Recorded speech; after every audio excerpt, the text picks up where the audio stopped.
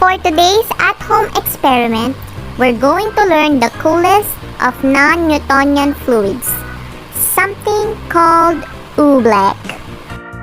Guys, we can make Oobleck! What do we need? Cornstarch and food color. Okay. Show them. Okay. First you add.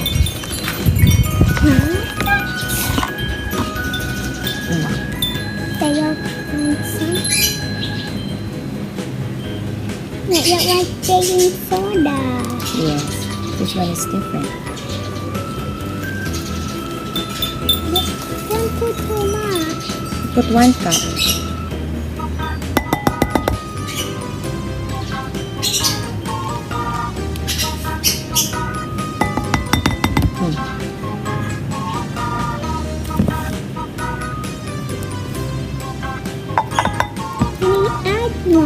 I will add water.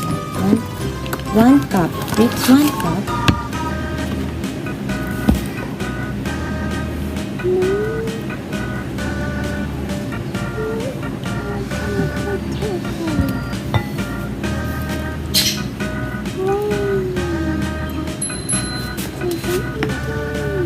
And then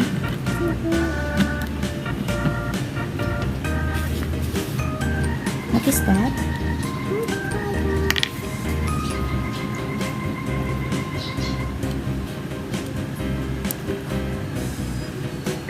Mix it in your hands.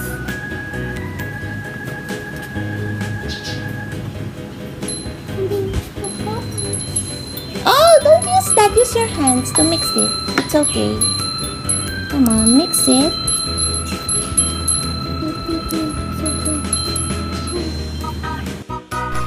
Oobleck is a non-Newtonian fluid, a term for fluids that change viscosity under stress.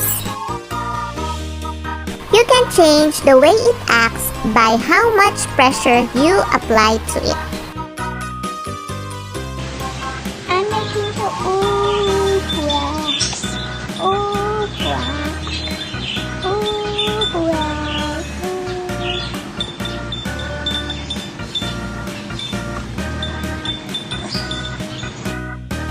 We're noticing, like sometimes, the Oobleck acts like a liquid, but it sometimes acts like a solid. That's a special characteristic of a non-Newtonian fluid. How does the cornstarch transform the water? They transform each other. The water molecules get in between the cornstarch molecules. When they combine like that, they have the properties of both a solid and a liquid.